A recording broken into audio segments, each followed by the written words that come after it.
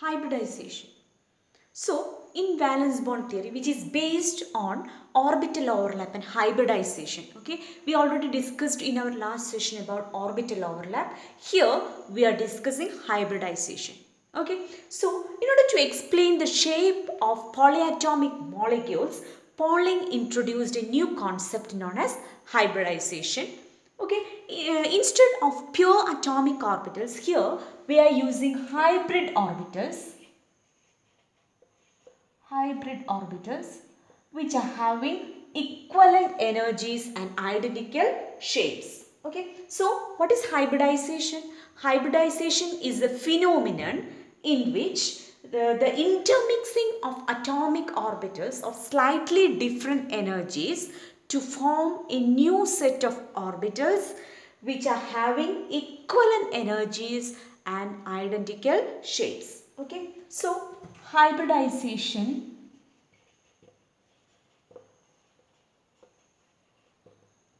it is the phenomenon in which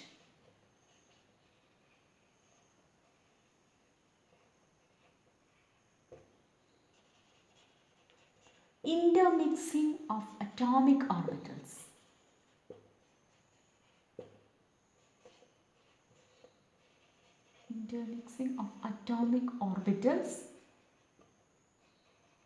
of slightly different energies, okay, slightly different energies.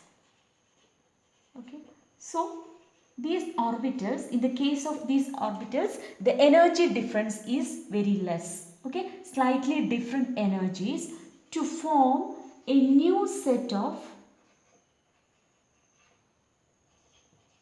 orbitals of equivalent energies. Okay, these orbitals are having equivalent energies and identical shapes. Okay, these orbitals, this new set of orbitals are called as hybrid orbitals, and these hybrid orbitals are having equivalent energies and identical shape. If we take an example as in the case of carbon atom,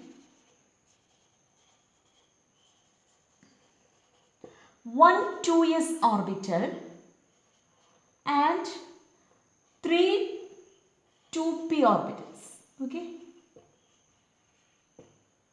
these intermix and form 4 sp3 hybrid orbitals. Okay, like this the intermixing is taking place. This phenomenon is known as hybridization. Okay, next we are discussing about some characteristics of hybridization. Characteristics of hybridization.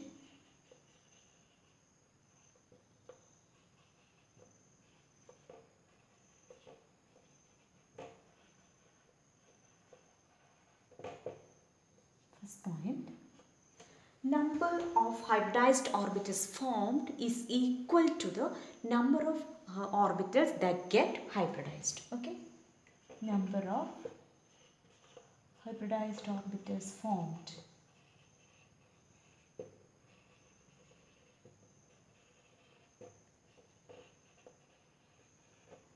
is equal to the number of hybrid orbitals or number of orbitals that get hybridized. Okay, number of orbitals that get hybridized. That's the first point. Okay, next, second point, hybridized orbitals are having equivalent energies and shape. Hybrid orbitals always have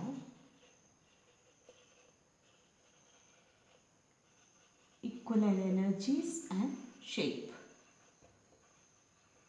Equivalent energy and shape. Okay, second point.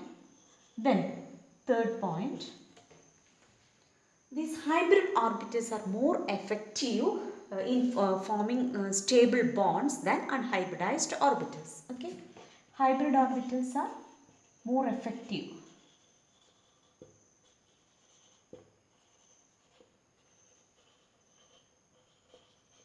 active to form stable bonds, okay, than unhybridized orbitals.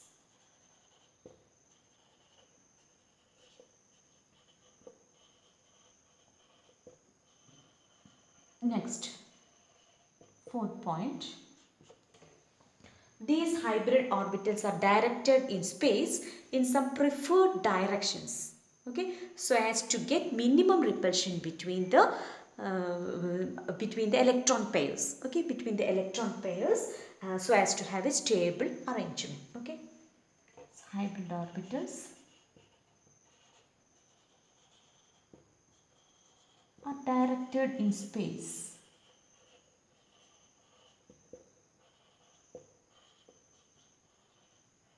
in some preferred directions, okay,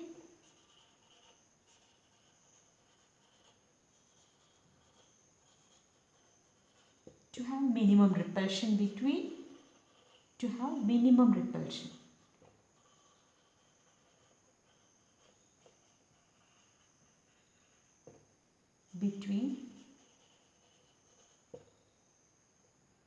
electron pairs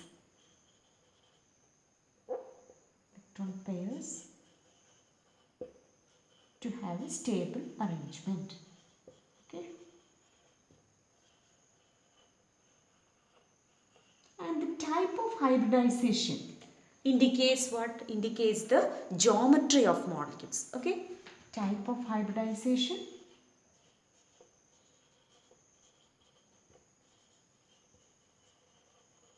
indicates the geometry of molecules.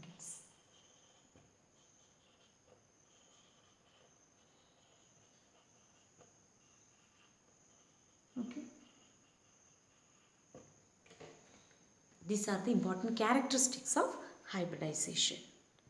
Point, atomic orbital in the central atom undergo hybridization. Okay. Atomic orbital in the central atom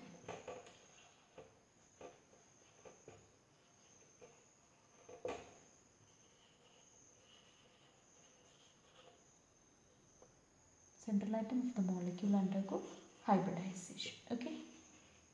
Next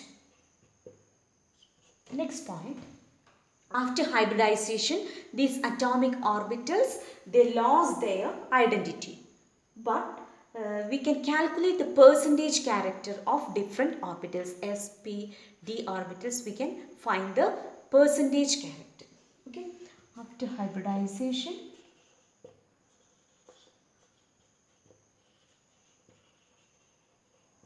atomic orbitals lost their identity,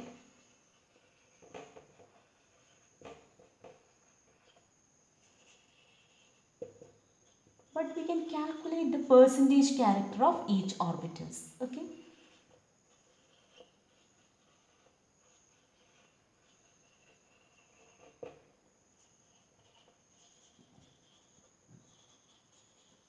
Of each orbitals.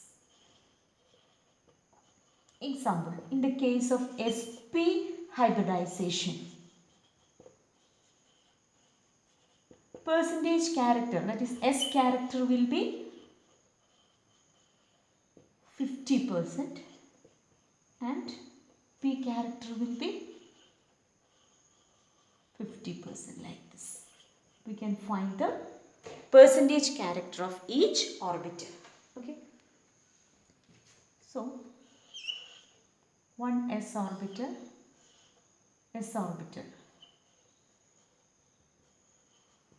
overlap with p orbital,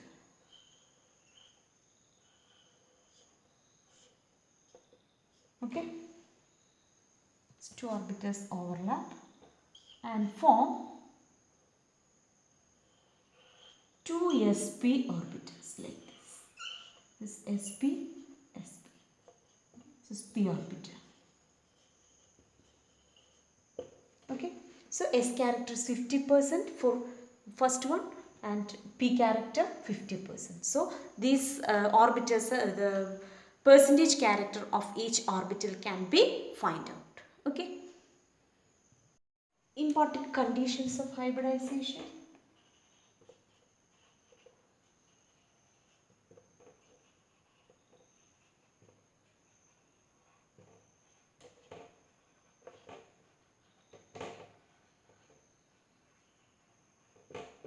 First point, the orbitals present in the valence shell only undergo hybridization. Orbitals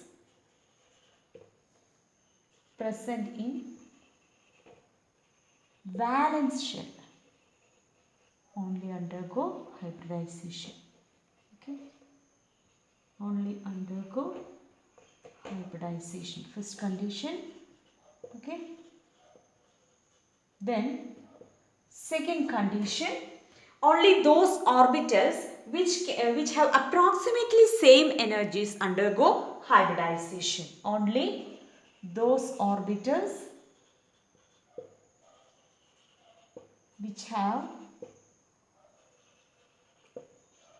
almost same energies, okay, or there is only slight difference in their energy, almost same energies undergo hybridization. This is also important.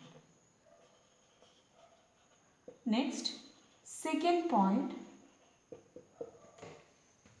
it is not necessary that all half-filled orbitals of an atom undergo hybridization or must participate in hybridization. It is not necessary.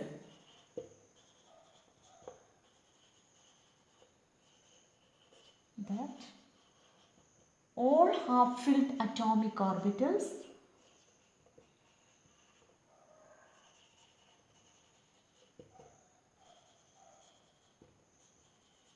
take part in what participate in hybridization. Okay. Next, last point. Sometimes even filled orbitals of the valence shell may undergo hybridization in some cases. Okay, even filled orbitals.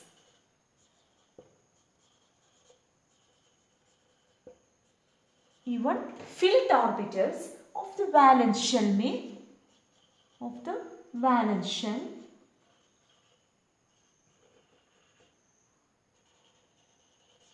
take part in hybridization in some cases. Okay.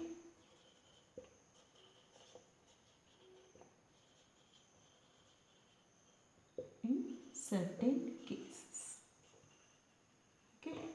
These are the important conditions. Okay. So only those orbitals in the valence shell only take part in the hybridization. That is important. And if these valence shell sometimes even filled orbitals of this valence shell take part in hybridization, and it is not necessary that all half-filled atomic orbitals take part in hybridization. Also, the orbitals, there must be a slight difference in their energies, then only they undergo hybridization. These are the important conditions of hybridization. Okay.